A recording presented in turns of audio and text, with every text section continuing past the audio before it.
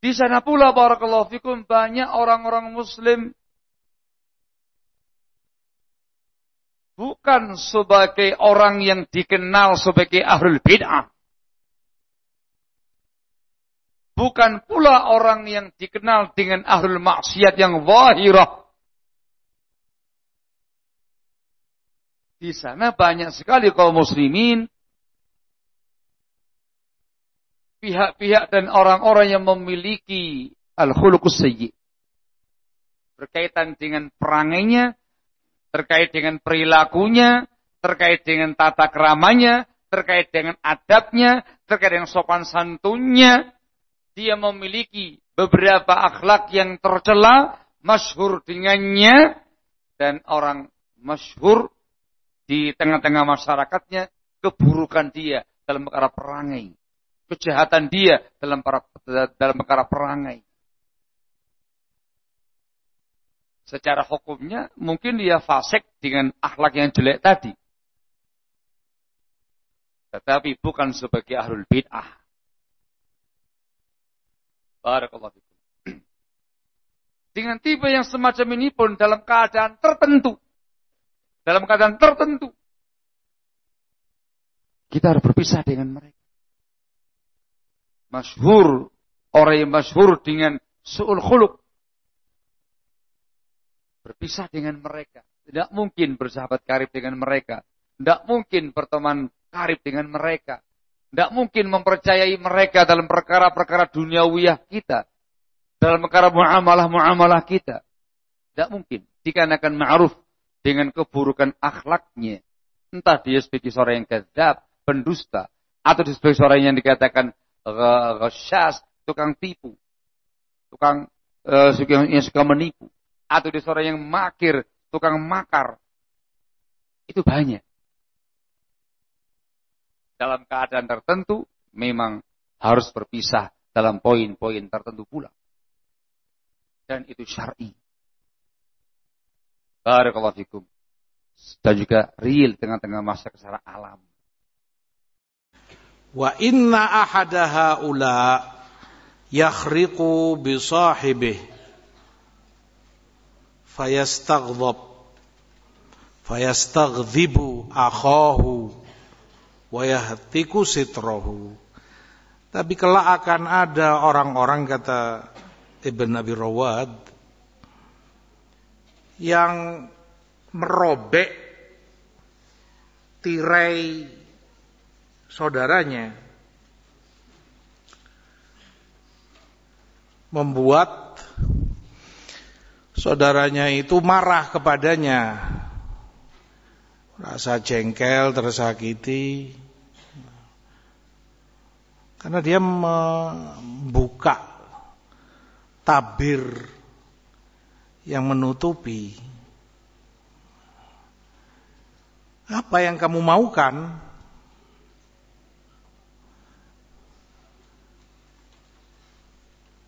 Kalau salaf dahulu seperti kata Abdul Aziz bin Abi Rawad, firifq, dalam keadaan orang nggak tahu kalau fulan ternyata telah bernasihat kepada fulan, dan mereka memang tidak menginginkan untuk diketahui. Buat apa? Bukan tujuan dia untuk diketahui orang bahwa ana sudah bernasihat, fulan sudah ana nasihati, fulan sudah ana ingatkan. Tapi ini yang belakangan, seperti kata beliau, sengaja mengoyak, merobek tabir saudaranya. Tujuan dia sudah bukan nasihat, tapi keuntungan pribadinya. Waliyadzubillah. Ada motif-motif pribadi yang dia inginkan, agar namanya terangkat, agar dia mendapat karbit. Masya Allah, fulan bernasihat, fulan sudah mengingatkan, ini itu poin-poinnya, ini itu tersebar ke sana kemari sampai ke rembulan sana. Apa yang kamu mau? Bukan seperti itu a'immatus salaf. Bukan demikian orang yang bernasihat. Kamu tidak bernasihat kepada saudaramu, tampak sekali. Dan niatmu busuk. Jangan kamu katakan, dari mana bicara niat-niat, orang gak ada yang tahu, hanya Allah yang tahu. Betul, niat hanya Allah yang tahu. Tapi alamat wa asyrat ada. Dan itu jadi penilaian, tanda dan bukti-bukti. Makanya ketika Khawarij mengangkat-ngangkat Quran di zaman Ali, dan mereka teriak-teriakkan, inil hukmu illa lillah, la hukma illa lillah. Hukum hanya milik Allah, hanya hukum Allah yang boleh ada. Apa yang Ali katakan? Kalimatu haq urida bihal batil. Itu kalimat hak, ya memang benar hukumannya milik Allah. Tapi diinginkan niat, iradah. Mereka inginkan dengan itu batil. Karena terbukti dari tutur kata, dari sepak terjang dan perbuatan mereka. Kadang orang enggak menilai, kadang orang tidak menghitung sama sekali dampaknya seperti apa, bagaimana. Seperti kata Ibn Abi Rawat, yastaghdib akhahu. Dia membuat saudaranya fi ghadab, emosi. Dia membuat saudaranya jengkel, mangkel. Karena memang enggak ada rifq pada apa yang dia nasihatkan. Mana kamu dari Ibnu Hazm? La tansah ala syartil qabul. Jangan kamu bernasihat dengan syarat harus diterima. Wah, anak sudah sampaikan ini itu, poinnya ini masalah itu, tapi enggak digubris, enggak diterima. Man anta? Siapa kamu, omonganmu harus didengar. Tugas kamu bernasihat. Titik. Itu ibadahmu kepada Allah. Itu ibadah nasihat. Jangan kamu memaksakan orang harus nerima, harus dengar. Kalau enggak, ya wailak. Celaka, berarti ini mengumandangkan perang sama anak.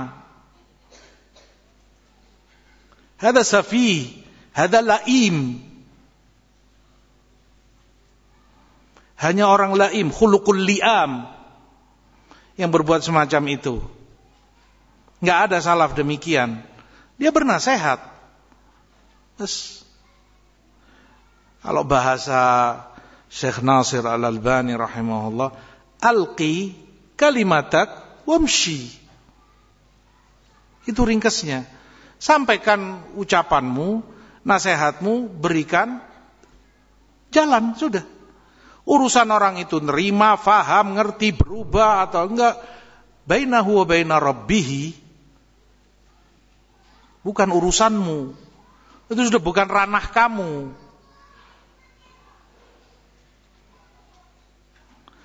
Nas'alullah al-afiyah wassalamah. Di luar sana juga banyak orang-orang yang muslim, tetapi dia menyimpang secara akidahnya, menyimpang secara pemahaman dan pemikirannya, menyimpang terkait dengan manhajiyahnya, prinsip-prinsip agamanya. Dikenal sebagai sahibul hawa, sahibul bid'ah, sahibul syubhah, sahibul fitnah. Dalam pandangan syariat dianjurkan untuk berpisah dengan mereka. Dianjurkan untuk meninggalkan mereka, menjauhi mereka, bahkan memboikot mereka.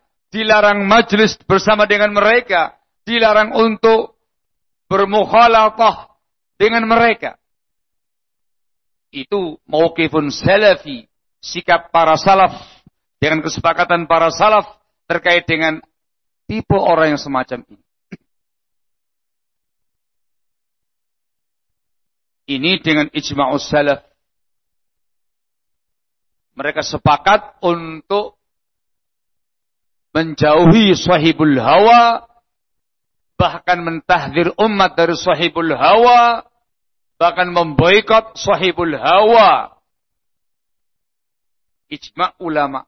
Ayatnya banyak, hadisnya juga banyak, disebutkan dalam kitab khusus oleh para ulama terkait dengan bab ini. Dimasukkan dalam poin yang ketiga, yang kedua. Di luaran sana juga banyak orang-orang yang masyhur ma'rufun bil fisqi wal fujuril zahir. Masyhur dengan kefasikannya yang zahir, kefajirannya yang zahir, ahli maksiat yang zahir, orang-orang jahat yang zahir. Dikenal sebagai ahlul maksiyah, orang yang fasik, orang yang fajir. Mereka pun juga sama. Pihak-pihak yang kita diwajibkan untuk meninggalkan mereka, berpisah dengan mereka, menjauhi mereka, memboikot mereka, mentahdir umat dari kejahatan mereka, sama sebagaimana ashabul bid'ah wal ahwa. Yang membedakan i'tiqad kita, hadza mubtadi', hadza sahibu hawa, terkena syubhat, hadza fasik, terkena syahwat. Yang mubtadi' katakan mubtadi', yang fasik katakan fasik. Jangan disamakan. Tapi terkait dengan perpisahan, hukumnya sama. Memang harus berpisah dengan sahibu hawa. Memang harus berpisah dengan sahibul fisqi wal fujur, sahibul maksiyah yang ma'ruf dengan kemaksiatannya. Dikenal sebagai ahlul maksiyah, fasik, fajir. Ini pun juga dengan kesepakatan para ulama Islam. Dalil-dalil yang berkaitan dengan bab ini sebagiannya berkaitan dengan sahibul maksiyah, sebagiannya berkaitan dengan sahibul bid'ah. Sehingga di banyak ahkam yang sama terkait dengan sahibul hawa dan sahibul maksiyah al-zahirah. Memang harus berpisah dengan mereka. Dalam pandangan Islam kita hanya diperintahkan untuk berteman karib dengan sahibus sunnah, bersahabat karib dengan orang yang saleh, yang bertakwa, orang-orang yang baik. Nabi kita Muhammad mengatakan dalam sabdanya, ma'ruf, masyhur di kalangan tullabul ilm, terutama salafiyin, hadis ini dari Imam Ahmad wa ghairih, dari sahabat yang mulia, sahabat Abu Hurairah, semoga Allah meridainya, kata Rasulullah sallallahu alaihi wasallam, al-mar'u ala dini khalilihi, falyanzur ahadukum man yukhalil. Orang itu tergantung agama sahabat karibnya. Maka lihatlah, perhatikanlah dengan siapa dia bersahabat karib. Wa inda Tirmidzi, dari sahabat yang mulia Abu Sa'id Al-Khudri, semoga Allah meridainya, kata Rasulullah SAW, la tusahib illa mu'mina wa la ya'kul ta'amaka illa taqi. Kamu jangan bersahabat melainkan dengan yang mukmin, dan jangan memakan makanan kamu kecuali yang bertakwa kepada Allah Jalla wa Ala. Dan ma'ruf di kalangan para ulama dalam bab pertemanan, persahabatan, pergaulan, tidak mungkin bersahabat dengan semua orang, tidak mungkin berteman dengan semua orang. Ada kriteria tertentu yang mereka sebutkan. Di antara yang paling utama, dia adalah sahibus sunnah, bukan sahibul hawa. Dia orang yang saleh, bukan orang yang fasik.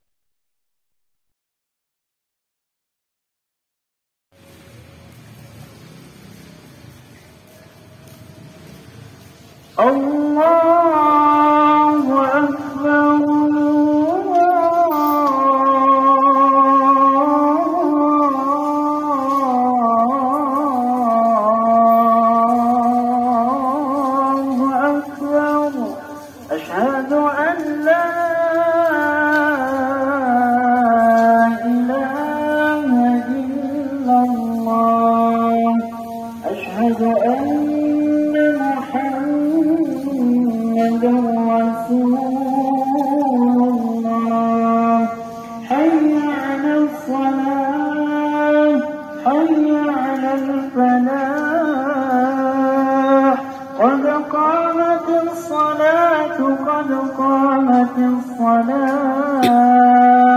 Allahu Akbar, Allahu Akbar.